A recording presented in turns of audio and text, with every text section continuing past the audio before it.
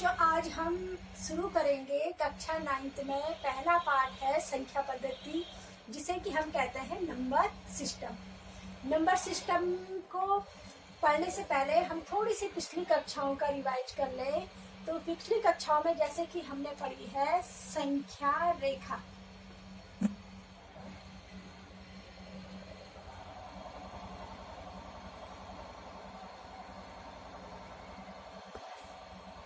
जिसे हम number line भी कहते हैं।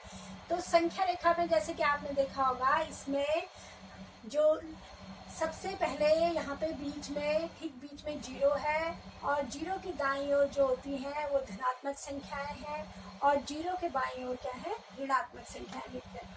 इसके अतिरिक्त आप देख रहे होंगे कि यहाँ बीच में कुछ संख्याएं हमारे पास रेशियो वाली भी हैं, जैसे 1/2 माइनस 1/4। तो जो ये संख्या रेखा पे जो ये रेखाएं हैं, इनको अगर हम वर्गीकृत करें अलग अलग, तो उसमें आप देख रहे होंगे कि सबसे पहले जो हमारे पास संख्याएं आ रही हैं वो आ रही हैं प्राकृतिक संख्याएं।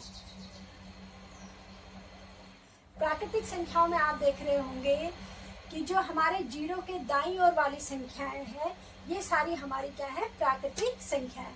तो जैसे 1 2 3 4 5 प्राकृतिक संख्याओं का मतलब होता है गिनती, जिन्हें हम प्राकृतिक संख्याओं को हम नेचुरल नंबर भी कहते हैं।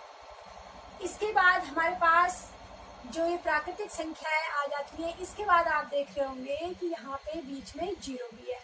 अगर हम इस जीरो को प्राकृतिक संख्याओं में सम्मिलित कर लेते हैं, तो ये जो संख्याएं हैं ये बन जाती हैं पूर्ण संख्याएं, जिसे हम होल नंबर भी कहते हैं। और आप यहाँ पे देख रहे होंगे कि होल नंबर जो शुरू होता है वो जीरो से शुरू होता है। प्राकृतिक संख्याएं 1 से शुरू होती है, और जो ये पूर्ण संख्या है ये जीरो से शुरू होता है। अब आप यहाँ देख रहे होंगे कि संख्या रेखा में जीरो भी आ गया है, 1 2 3 4 ये भी आ गए हैं। अब जो हमारी कुछ संख्याएं छूटी हैं, माइनस वाली और रेशियो वाली। तो अगर हम पहले माइनस वाली संख्याओं को ले लें, तो माइनस वाली संख्याओं को अगर हम इन पूर्ण संख्याओं में सम्मिलित कर लेते हैं, तो ये जो मिलके जो ये इनका जो सेट है ये बन जाता है हमारा पूर्णांक, जिसे हम इंटीजर भी कहते हैं। तो पूर्णांक में आप देख रहे होंगे धनात्मक संख्याएं, जीरो और ऋणात्मक संख्याएं सम्मिलित है। इसके बाद आप अगला जो देख रहे हैं वो आ जाती है हमारे पास परिमेय संख्याएं, और इनको हम रैशनल नंबर भी कहते हैं। शॉर्ट में मैं इनको SNWIR लिख रही हूँ। तो रैशनल नंबर, क्योंकि ये संख्याएं रेशियो से प्राप्त हुई हैं, तो रैशनल नंबर में अब यहाँ पे आप देख रहे होंगे कि माइनस 1/4 छूट गया, हमारा 1/2 छूट गया। तो रैशनल नंबर में हमारी ये पूरी संख्याएं आ जाती हैं, धनात्मक संख्याएं, जीरो, ऋणात्मक संख्याएं, और जितनी भी ये हमारे रेशियो वाली संख्याएं हैं, ये सारी हमारी आ जाती हैं परिमेय संख्याओं में।